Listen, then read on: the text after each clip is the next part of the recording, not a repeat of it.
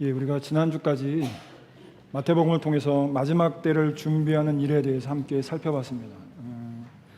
말씀을 통해서 확인할 수 있었던 것이 마지막 때가 이미 시작되었다는 것이고, 우리가 비록 과거, 현재, 미래 그 물리적인 시간에 묶여서 살아가는 자들이지만 세상의 역사를 주관하시는 하나님의 시간, 즉 카이로스의 시간은 그 물리적인 시간 너머에서 흐르시면서 그렇게 하나님께서 섭리하시고 성경에서 말씀하신 그대로 성취된 결과들이 우리 삶 가운데, 우리 삶의 자리에 이 시대의 흐름으로 또 사건으로 결과들로 나타나고 있다 하는 것을 말씀을 통해서 우리가 봤습니다. 그러면 여러분, 그 마지막을 어떻게 준비해야 될까요? 그리스도인으로서 그 마지막 때를 어떻게 준비해야 할까 하는 겁니다. 정말 예수 그리스도의 재림, 심판 이런 큰 이야기들 우리가 들으면서 진짜 내 삶에서 마지막을 어떻게 준비해야 될까 하는 겁니다. 근데 이건 어찌 보면 좀 내 삶과는 거리가 있어 보이는, 피부로 와닿지 않는 일일 수도 있습니다. 왜냐하면 우리의 일상은 여전히 똑같거든요.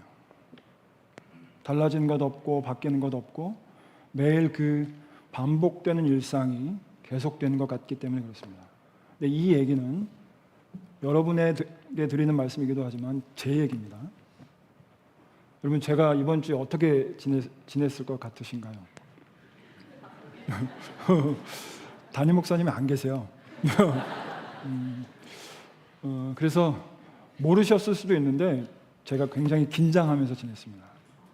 거기다가 오늘 설교해야 되잖아요. 제가 원래 토요일은 굉장히 자유롭거든요. 근데 일주일 내내 예민한 상태로 있었습니다. 근데 아무 일도 없이 잘 지나갔을까요? 아닙니다. 어제 아침에 터졌습니다. 저희 집에 사춘기 둘, 갱년기 둘 이렇게 넷이 삽니다. 분위기가 어떨 것 같으세요? 집안 분위기가요 완전 롤러코스터입니다. 그런데 그 일상이 우리의 삶입니다. 그 일상을 살면서 마지막을 어떻게 준비할까요? 오늘 말씀에서 하나님은 이렇게 결론 내리십니다. 부르신 그대로 살아라. 그것도 3번이나 반복해서 부르신 그대로 살아라 이렇게 말씀하시는데, 어떻게 마지막 때를 준비하면서 부르신 그대로 살아갈 것인가, 그걸 말씀을 통해서 좀 확인했으면 좋겠습니다. 그래서 오늘 본문을 함께 읽을 텐데요, 고린도전서 7장 17절부터 24절까지 말씀입니다. 우리 같이 교독하겠습니다.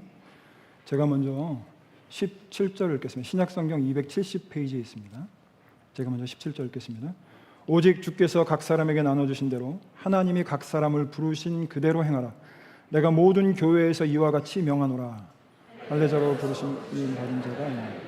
무할례자가 되신 자, 무할례자로 부르심을 받는 자, 할례를 받지 마. 할례 받는 것은 아무것도 아니요 할례 받지 아니하는 것도 아무것도 아니오되 오직 하나님의 계명을 지킬 따름이니라. 각 사람은 부르심을 받은 그대로 지내라.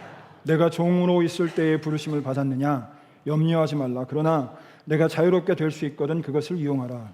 주 안에서 부르심을 받은 자는 종이라도 주께 속한 자유이니 또 그와 같이 자유인으로 있을 때에 부르심을 받은 자는 그리스도의 종이니. 23, 24절 같이 읽겠습니다. 너희는 값으로 사신 것이니 사람들의 종이 되지 말라. 형제들아, 너희는 각각 부르심을 받은 그대로 하나님과 함께 가라. 아멘. 이 고린도전서 7장은요 고린도 교회의 질문에 대한 바울의 대답입니다. 그래서 고린도전서 7장이 어떻게 시작하냐면요, 너희가 쓴 문제에 대하여 말하면 이렇게 되어 있습니다. 그러니까 고린도 교회가 바울에게 편지를 보내서 우리에게 이런 문제가 있는데 어떻게 할까요? 라고 물었을 때 바울이 그런 문제는 이렇게 하는 겁니다 라고 대답을 하는 겁니다. 그래서 7장부터 시작해서 결혼, 우상, 성찬, 은사, 부활까지 신앙생활에 있어서 가장 중요한 주제들을 고린도전서를 통해서 다루고 있는 겁니다. 그 중에서도 7장은 전체가 결혼이라는 주제로 묶여 있습니다. 그 중에서 우리가 읽었던 17절부터 24절이 그 사이에 삽입되어 있는 겁니다. 그래서 언뜻 보기에는 결혼이라는 주제에 대한 말인 것처럼 느껴지는데 그렇지 않습니다. 이 고린도서 7장은요 신앙생활에 대한 말씀입니다. 그럼 어떻게 할 수 있는가? 35절 이렇게 되어 있습니다. 내가 이것을 말함은 너희의 유익을 위하며 너희에게 올무를 놓으려 함이 아니니 오직 너희로 하여금 이치에 합당하게 하여 흐트러짐 없이 주를 섬기게 하려 함이라 이렇게 말합니다. 흐트러짐 없이 주를 섬기도록 하기 위해서 이 글을 쓴다. 이 7장을 쓴다라고 얘기합니다. 그러니까 결혼에 관해서 이야기하고 있지만 이 이야기는 신앙생활 전체 주를 섬기는 일을 위해서 기록한 것이라고 말합니다. 그리고 그렇게 기록된 7장 안에 17절부터 24절이 들어있는 겁니다. 그런데 17절은 1절부터 16절까지의 결론입니다. 동시에 17절은 17절부터 24절까지의 서론입니다. 그리고 17절부터 24절은 7장 전체의 핵심 주제고 결론입니다. 그래서 17절부터 24절까지가 신앙생활에 있어서 우리가 꼭 해야 되는 문제를 다루고 있는 겁니다. 그런데 그 결론이 무엇인가? 부르신 그대로 살아라 하는 겁니다. 3번 반복해서 얘기합니다. 17절, 20절, 24절에 부르신 그대로 살아라 이렇게 반복해서 말씀하십니다. 근데 같은 말을 반복하는 것처럼 보이지만 17절은 20절, 24절과 좀 다릅니다. 17절은 각 사람을 부르신 그대로 행하라 이렇게 말씀하시는데 이게 뭐냐면 부르심을 따라서 살아라 하는 겁니다. 하나님이 너희를 불렀으니 그 부르심 따라서 살아라 말씀하시는 겁니다. 그리고 20절과 24절은 어떤 말이냐면 그 부르심 안에 머물라 하는 겁니다. 그러니까 3중으로 되어 있는데 2중 샌드위치로 되어 있는 겁니다. 빵을 3개 놓고 그 안에 햄을 2장을 가운데 끼워놓은 겁니다. 이렇게 2중으로 되어 있는데 그 부르심의 내용이 그 사이에 삽입되어 있는 겁니다. 그래서 18절부터 19절이 첫 번째 부르심이고 21절부터 23절이 두 번째 부르심에 대한 내용입니다. 그러면서 17절에서 시작할 때 모든 교회에 이와 같이 명하노라 이렇게 말씀하십니다. 그러니까 이 말씀은 온 교회를 향한 하나님의 명령입니다. 그럼 첫 번째 부르심이 무엇인가? 18절인데요. 우리 같이 읽겠습니다. 시작.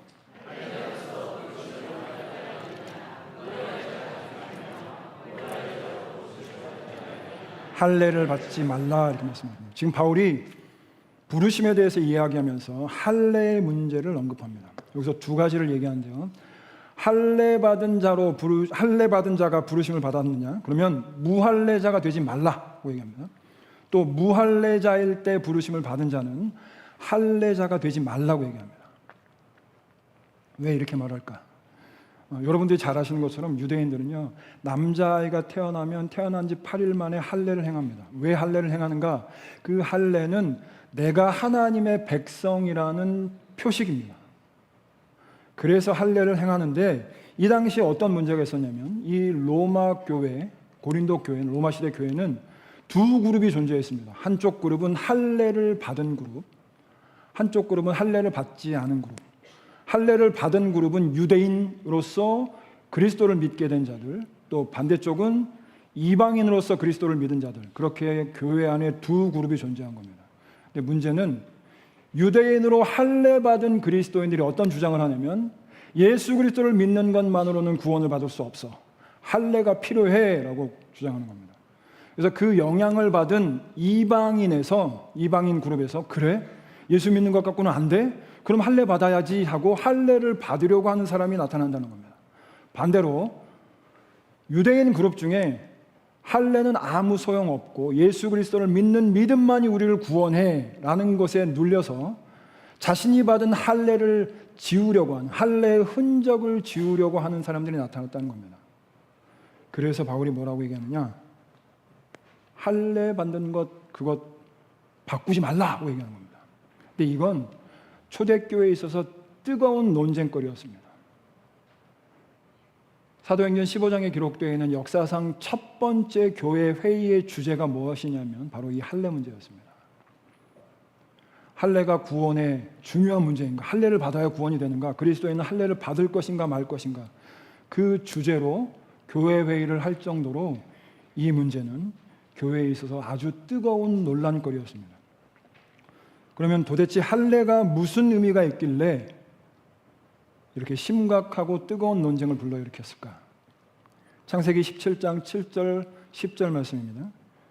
내가 내 언약을 나와 너 및 내 대대 후손 사이에 세워서 영원한 언약을 삼고 너와 내 후손의 하나님이 되리라 이렇게 말씀하십니다. 이건 하나님께서 아브라함에게 하신 말씀인데요. 내가 너와 내 후손에게 언약을 맺고 너는 내 백성이 되고 나는 내 하나님이 될 거야 라고 말씀하시는데 그 언약의 증표로 뭐라고 얘기하시냐면 10절에 너희 중 남자는 다 할례를 받으라 이것이 나와 너희와 너희 후손 사이에 지킬 내 언약이니라 해서 할례를 받는 것이 하나님과의 맺은 언약이라고 언약의 증거라고 이야기한다는 겁니다. 그러니까 이건 할례는 하나님이 명령하셔서 하도록 지키라고 말씀하신 겁니다. 그런데 지금 바울은 하나님의 명령에 따라서 받는 그 할례가 아무 소용이 없다고 얘기한다는 겁니다. 왜 바울은 이렇게 얘기할까? 하나님께서 아브라함에게 할례를 행하라고 하신 이유는 할례가 아브라함이 의롭도록 하는, 아브라함을 의롭게 하는 것이 아니기 때문에 그렇습니다. 창세기 15장 6절인데요. 아브라함이 여호와를 믿으니 여호와께서 이를 그의 의로 여기시고 이렇게 말씀하십니다. 하나님께서 아브라함이 할례 받기 이전에 이미 그의 믿음을 보고 하나님이 그를 의롭게 여기셨다고 말씀하십니다. 아브라함이 의롭게 여김을 받은 이유는 할례 때문이 아니라 하나님을 믿는 믿음 때문입니다. 대신 할례는 그 믿음의 증거로서 하나님께서 언약 백성들에게 받으라고 말씀하신 그런 표식이 되는 겁니다. 그것을 로마서에서 바울은 이렇게 설명합니다. 로마서 4장 11절인데요. 그가 할례의 표를 받은 것은 무할례 시의 믿음으로 된 의를 인친 것이니 이는 무할례조로서 믿는 모든 자의 조상이 되어 그들도 의로 여기심을 얻게 하려 하심이라 이렇게 말씀하십니다. 무할례 시의 믿음으로 된 의를 나타낸 표가 할례라는 겁니다. 그러니까 할례가 중요한 것이 아니라 믿음이 중요하다고 지금 얘기하는 겁니다. 믿음으로 의롭게 된 것을 인치기 위해서, 증거로 남기기 위해서 할례를 받으라고 한 겁니다. 그러니까 다시 말씀드려서 우리 몸에 표피를 베어내는 것, 그 육체의 표시가 중요한 게 아니라 하나님을 믿음으로 고백하는 것이 중요하다는 겁니다. 그래서 바울이 19절에 이렇게 얘기합니다. 같이 읽겠습니다. 시작. 할례 받는 것도 아무것도 아니요 할례 받지 아니한 것도 아무것도 아니오니 오직 하나님의 계명을 지킬 따름이니라 하는 거예요. 할례 받고 안 받고 그거 중요하지 않다. 중요한 건 하나님의 계명을 지키는 것이 중요하다 말하는 겁니다. 여러분, 육체적인 할례가 중요한 게 아닙니다. 육체의 할례가 중요한 게 아니라 진짜 우리가 할례를 받아야 되는 곳이 있습니다. 그곳이 어딘가? 신명기 30장 6절에 이렇게 말합니다. 내 하나님 여호와께서 내 마음과 내 자손의 마음에 할례를 베푸사 너로 마음을 다하며 뜻을 다하여 내 하나님 여호와를 사랑하게 하사 너로 생명을 얻게 하실 것이며 이렇게 말합니다.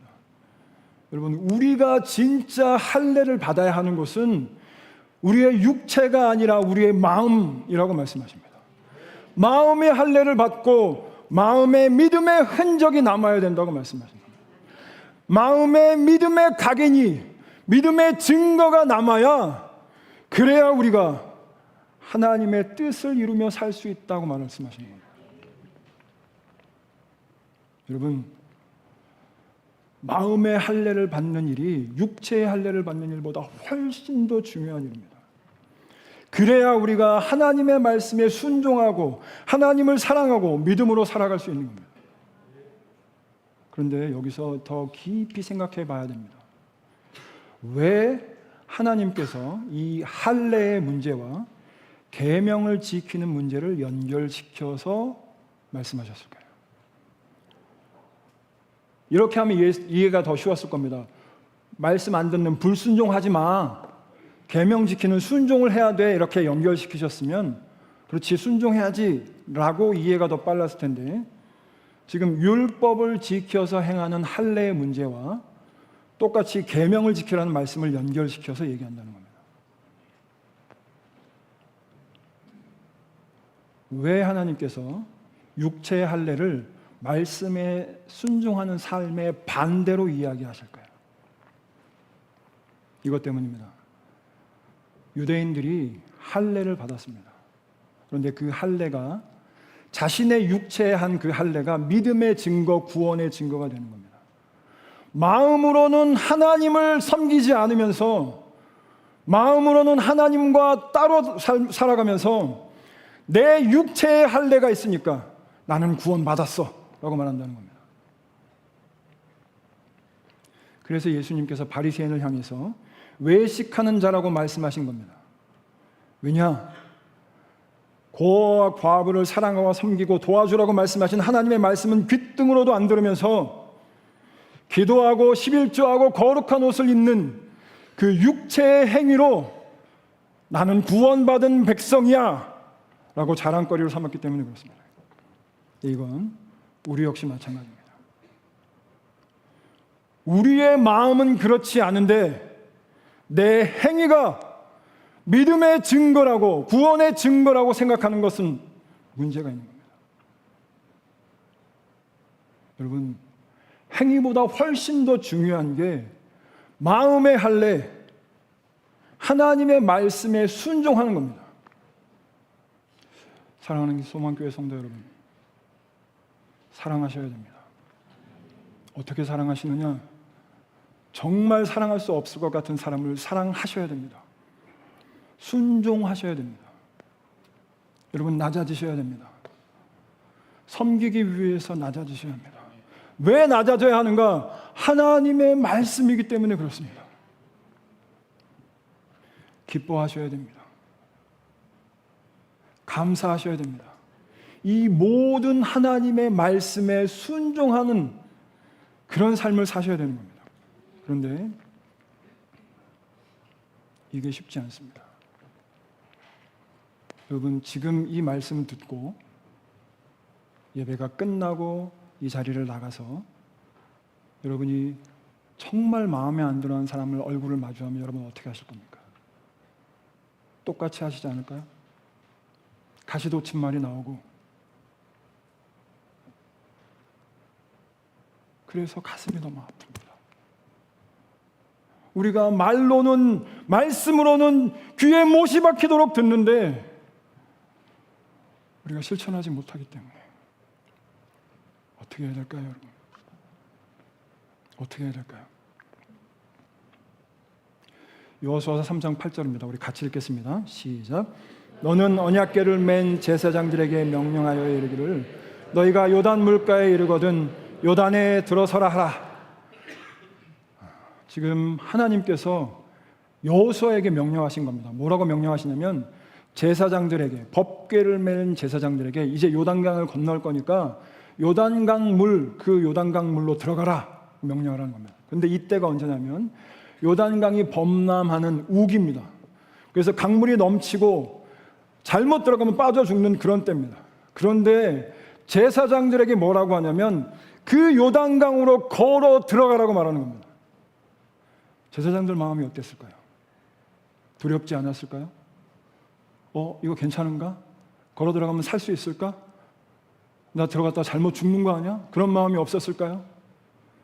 그런데 그 제사장들이 그 말씀에 순종해서 그 물에 한 걸음을 내딛지 않으면, 그 물 가운데로 걸어 들어가지 않으면 아무 일도 일어나지 않습니다. 제사장들이 한 걸음을 내딛고 물속으로 들어가야 하나님께서 역사하십니다. 15절 16절인데요. 요단이 곡식 거두는 시기에는 항상 언덕에 넘치더라. 궤를 맨 자들이 요단 내에 이르며 궤를 맨 제사장들의 발이 물가에 잠기자 곧 위에서부터 흘러내리던 물이 그쳐서 사르단에 가까운 매우 멀리 있는 아담 성읍 변두리에 일어나 한 곳에 쌓이고, 이렇게 말합니다. 제사장들이 말씀에 순종해서 물에 한 걸음을 내딛고 그 물속으로 걸어 들어가기 시작하자 하나님이 그 믿음을 보고 역사하시는 겁니다. 물이 멈춰서는 일, 그 일이 어떻게 일어나냐면요, 순종해서 한 걸음을 내디딜 때 일어나는 겁니다. 여러분, 하나님께서 여러분을 부르셨고 그 부르신 그대로 살아가는 방법이 뭐냐면 바로 순종하는 겁니다. 할례 받고 안 받고 그게 중요한 게 아닙니다. 말씀에 순종해서 계명을 지키는 삶, 그 삶이 중요한 겁니다. 그래서 여러분, 결단하셔야 됩니다. 내가 어떻게 마지막 때를 준비하면서 부르신 그대로 살아갈까? 그래, 말씀에 순종한다. 정말 안 되면 기도하셔야죠. 하나님 도와주세요. 내가 순종할 수 있게 도와주세요. 하나님 말씀에 순종하는 게 너무 어려워요. 그런데 순종하겠습니다. 결단하시고 순종하셔야죠. 그렇게 순종하시는 여러분 되시기를 주님의 이름으로 축복합니다. 그러면서 첫 번째 결론을 맺으시는데 20절에 이렇게 말씀하십니다. 각 사람은 부르심을 받은 그 부르심에 그대로 지내라, 이렇게 말합니다. 부르신 대로 그대로 지내라, 그 안에 머물러라 라고 말씀하시는 겁니다. 그리고 두 번째 하나님께서 부르신 부르심인데요, 21절입니다. 우리 같이 읽겠습니다. 시작. 내가 종으로 있을 때 부르심을 받았느냐? 염려하지 말라. 그러나 내가 자유롭게 될 수 있거든 그것을 이용하라 해서, 여기서 바울이 두 번째 언급한 게 뭐냐면 바로 신분의 문제입니다. 바울은 성경 여러 곳에서 이 신분의 문제, 종과 자유인의 문제에 대해서 언급했습니다. 왜냐하면 아까 말씀드린 대로 교회 안에 두 그룹이 있었다고 말씀드렸죠. 할례 받은 그룹, 할례 받지 않은 그룹. 그런데 똑같이 두 그룹이 존재했습니다. 자유인과 종, 두 그룹이 존재했습니다. 로마 시민권을 갖고 있는 자유인이 예수 그리스도를 믿고 교회의 성도가 된 그룹이 있고, 반대로 종인데 종인 그 신분을 가지고 예수 그리스도를 믿고 구원받아 교회의 성도가 된 그 그룹이 있었습니다.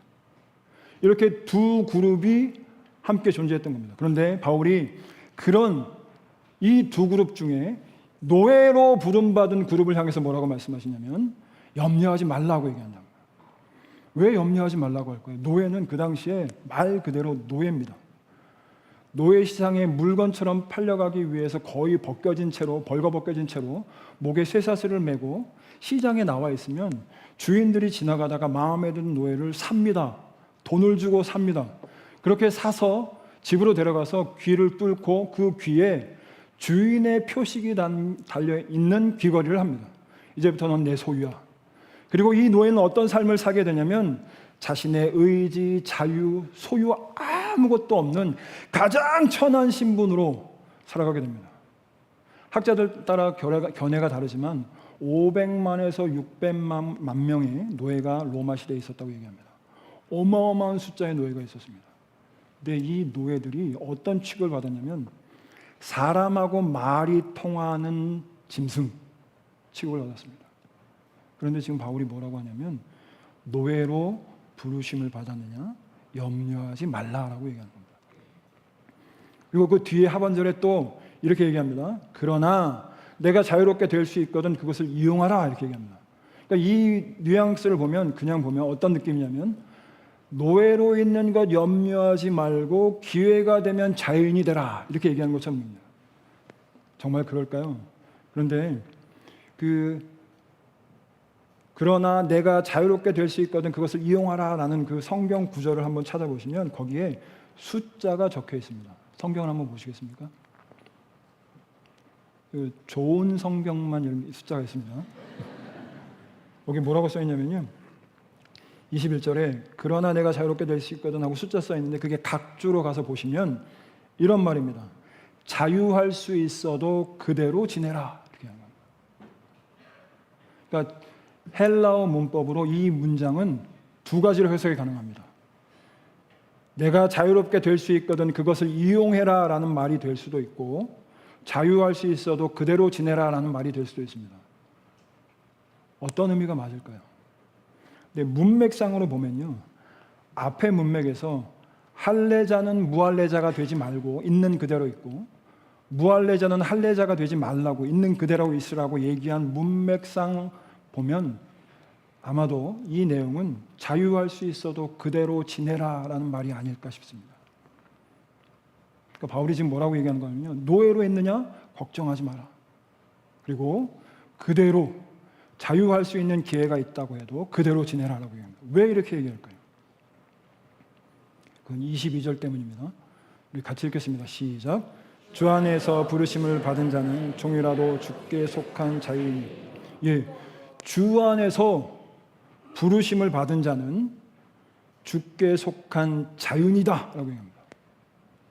분명 노예의 몸인데 묶여있고 주인을 섬기며 가장 비천한 삶을 살아야 하는데 자유인이라고 얘기합니다.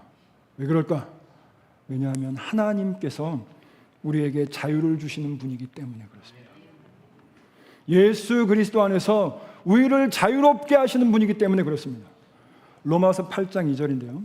이는 그리스도 예수 안에 있는 생명의 성령의 법이 죄와 사망의 법에서 너를 해방하였습니다 라고 얘기합니다. 예수 안에 있는 생명의 성령의 법이 우리를 해방했다라고 얘기하는데 두 가지를 얘기합니다. 첫 번째는 죄의 권세에서 자유롭게 됐다는 겁니다. 이전에는 죄의 노예로 살았습니다.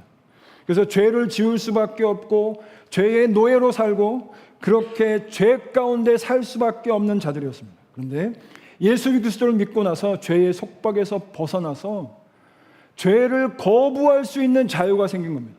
죄를 짓지 않고 싸울 수 있는 능력이 생긴 겁니다. 이것이 예수 그리스도 안에 있는 성령의 법이 우리에게 준 첫 번째 자유입니다. 두 번째 자유는 사망에서 자유롭게 된 겁니다. 이 사망에서 자유롭게 됐다는 건 우리가 죽어서 나중에 영생을 누리는 그걸 얘기하는 게 아닙니다. 여러분이 예수 그리스도 믿고 새 생명을 얻었다는 그건 어떤 의미가 있냐면 여러분이 이미 죽어있던 여러분이 예수 그리스도를 믿음으로 말미암아 성령의 능력으로 중생했다는 겁니다. 중생은 다시 살아났다는 겁니다.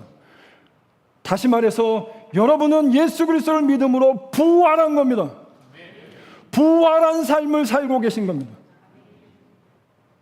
부활의 능력이 필요하다고 얘기할 것이 아니라 이미 우리는 그 부활의 능력으로 살아가고 있는 자들인 겁니다. 이렇게 예수 그리스도 안에 있는 성령의 법이 우리를 죄와 사망에서 자유롭게 하신 겁니다.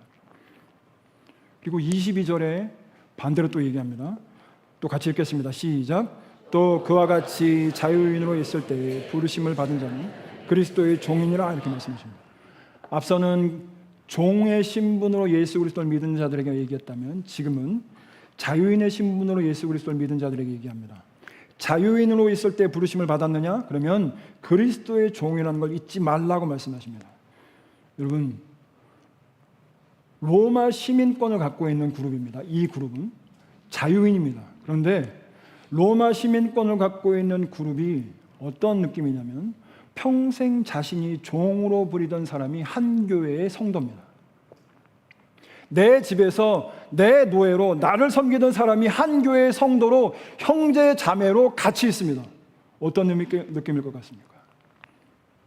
지금 우리가 사는 시대는요, 차만 조금 좋은 차를 타도 다른 사람을 무시합니다. 옷만 조금 좋은 옷을 입어도 다른 사람을 무시합니다. 돈이 많으면요, 아나무인입니다. 그런데 이 시대, 로마 시대는 절대로 뛰어넘을 수 없는 신분의 벽, 주인과 종의 관계인데 그 둘이 함께 신앙생활을 하고 있는 겁니다. 어떨 것 같습니까? 그래서 뭐라고 말씀하시냐?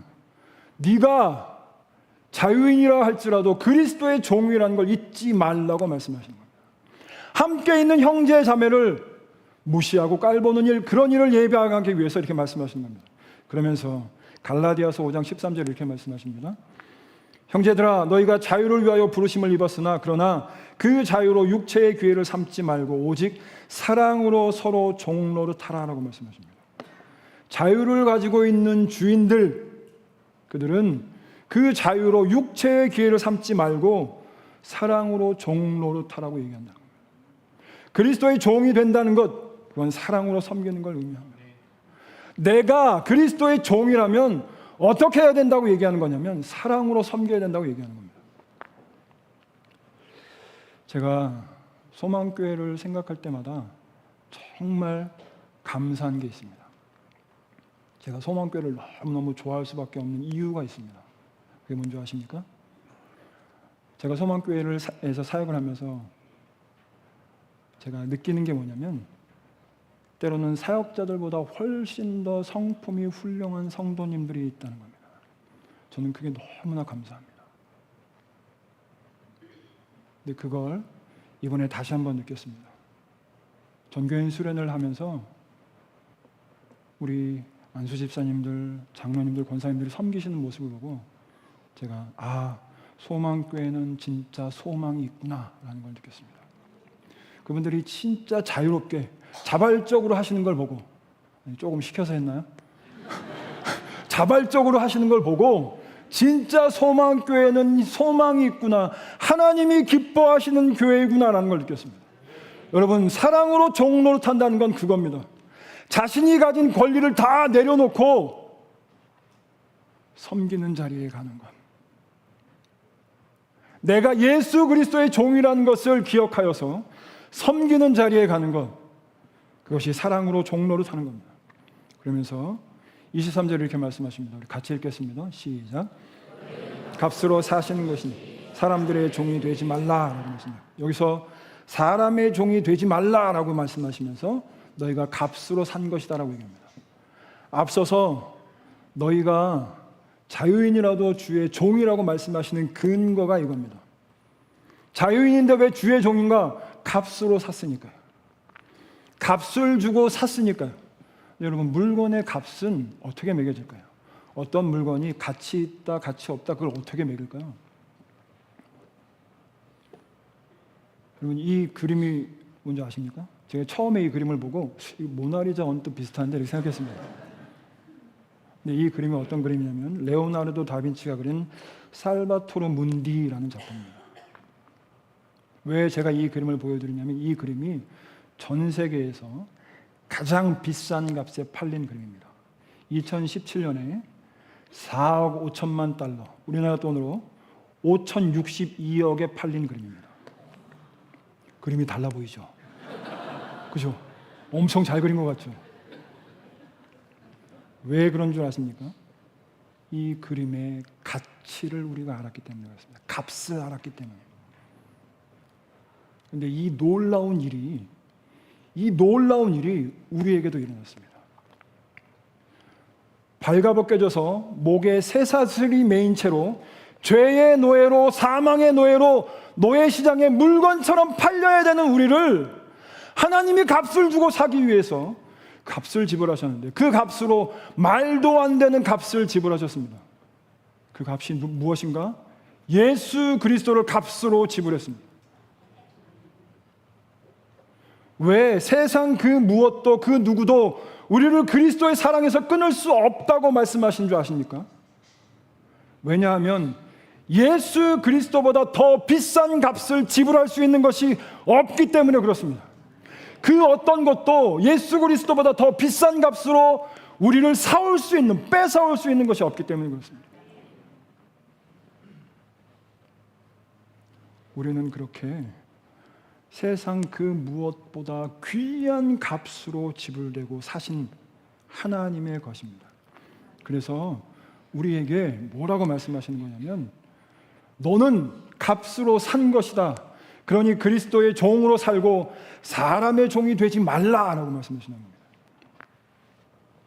근데 여기서 이상합니다. 왜 사람의 종일까요? 죄와 노예의 종 이렇게 얘기하면 좀 이해가 갈 텐데 왜 사람의 종이 되지 말라고 말씀하실까요? 사람의 종이 되지 말라고 한 건 로마 시대 때 사람들이 노예로 살던 것, 신분에 묶여서 노예로 살던 것처럼 우리가 때로는 우리 삶에 묶여서 마치 노예 같은 삶을 살기 때문에 그렇습니다. 직장에서, 가정에서 여러분 어떤 삶을 사십니까? 매일 반복되는 그 일이 마치 나를 노예, 올가매듯 올가맸다고 생각되지 않으십니까? 제가 예전에 담임 목사님께 들었던 농담인데요. 제가 아침에 가끔 출근할 때 저희 집사람한테 이 얘기를 합니다. 그럼 그때마다 웃어요. 근데 어떤 농담이냐면요. 어떤 아들이 엄마한테 엄마 나 교회 가기 싫어 그랬답니다. 근데 엄마가 뭐라고 대답했냐면 예, 네가 담임 목사인데 교회 안 가면 어떡하니? 이랬다. 여러분, 내 삶의 그 삶의 굴레를 마치 노예가 끌려가듯이 살면 사람의 노예처럼 그렇게 살아가는 겁니다. 그런데 우리는 그리스도의 종입니다. 여러분. 그리스도의 종으로 사셔야 됩니다. 어떻게 하셔야 되냐면 똑같은 직장에서의 그 일을 내가 저 사람이 상사고 내가 밑에 부하 직원이니까 어쩔 수 없이 하는 거야가 아니라 나는 그리스도의 종이야. 그래서 하나님이 내게 맡기신 이 일을 그리스도의 종으로서 하는 거야 라는 생각으로 하셔야 됩니다. 집에서 애들 밥 먹이고 학교 보내는 그 일을 어우 지겨워 라고 하고 하시는 게 아니라 하나님께서 내게 맡기신 일이야. 이 일은 그리스도의 종으로 내가 해야 되는 일이야 라고 하시는 겁니다. 의미가 완전히 달라집니다. 그렇게 우리는 그리스도의 종으로서의 삶을 살아야 되는 겁니다. 여러분, 하나님이 부르신 그대로 사는 것, 그건 내가 어디에 속해 있나를 아는 겁니다. 그래서 마지막 결론을 이렇게 내리십니다. 24절인데요. 같이 읽겠습니다. 시작.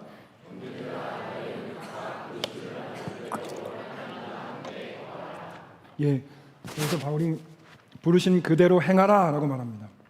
이 부르신 그대로 행하라는 말은 17절에서 앞서 언급한 각 사람에게 나눠주신 그대로 행하라 하는 그 말입니다.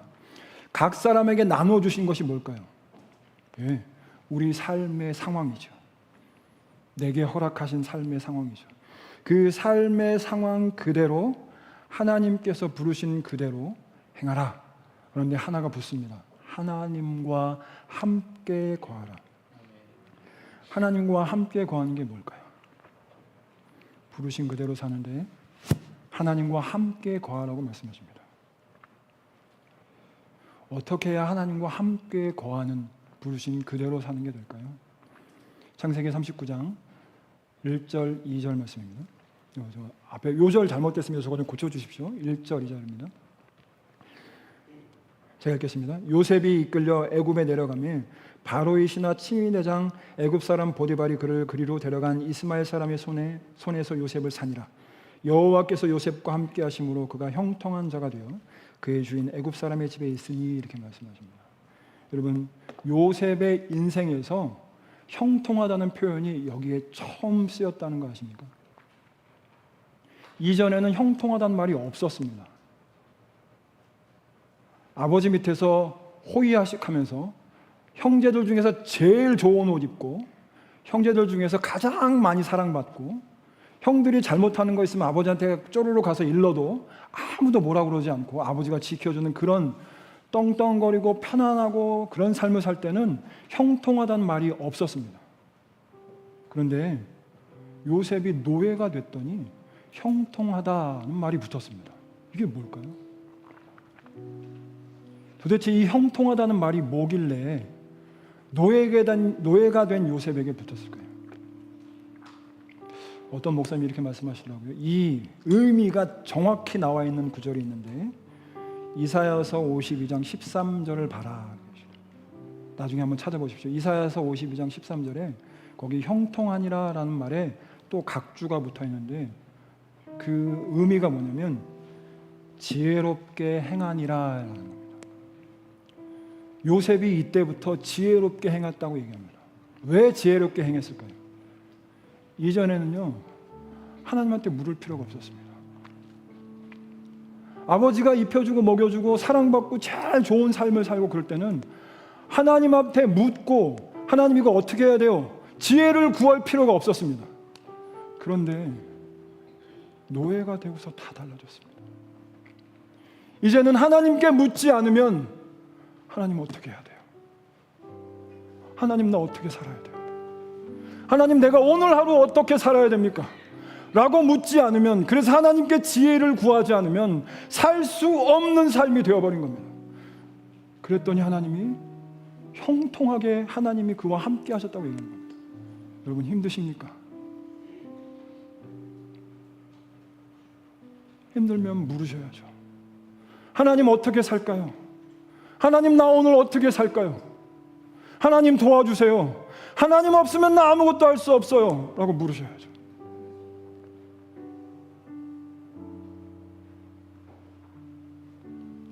그렇게 요셉이 노예가 되고 난 뒤에 형통했다고 말씀하십니다.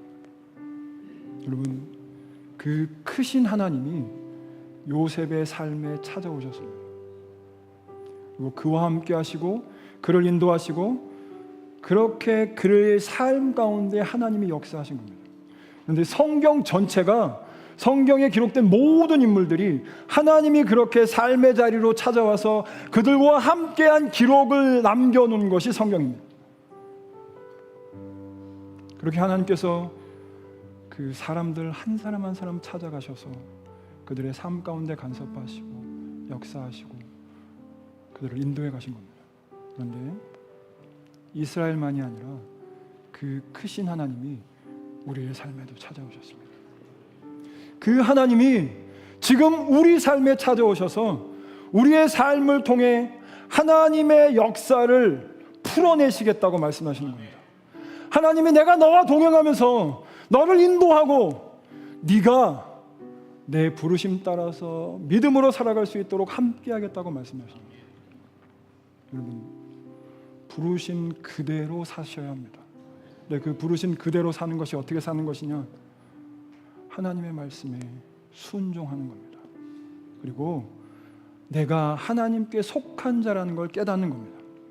그래서 내가 하나님께 속한 자로 하나님 말씀에 순종하는 삶을 사는 것, 그것이 마지막 때를 준비하는 우리가 부르신 그대로 살아가는 길이 되는 겁니다. 네, 여러분, 또 이런 생각이 드실지도 모르겠습니다. 내가 그걸 할 수 있을까? 오늘 말씀은 들었는데 내가 그걸 할 수 있을까? 여러분 염려하지 마십시오. 한 장 넘겨주시겠습니까? 마지막 말씀입니다. 로마서 8장 29절인데요. 예, 제가 읽어드리겠습니다. 같이 읽겠습니다. 시작. 하나님이 미리 하신 자들을 또한 그 아들의 형상을 본받게 하기 위해 미리 정하셨으니 이는 그로 많은 형제 중에서 맏아들이 되게 하려 하심이니라. 이렇게 말씀합니다. 하나님이 미리 정하셨답니다. 여러분을 미리 정하셨답니다. 어떻게 되도록 하기 위해서?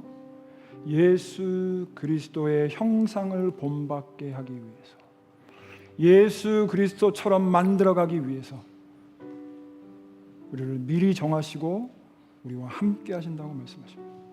여러분, 우리는 이제 보게 될 겁니다. 하나님께서 마지막 때 하실 일들, 이 세상의 역사 가운데 하나님이 하실 그 놀라운 일들을 보게 될 겁니다. 근데 그때 여러분 두려워하지 마십시오.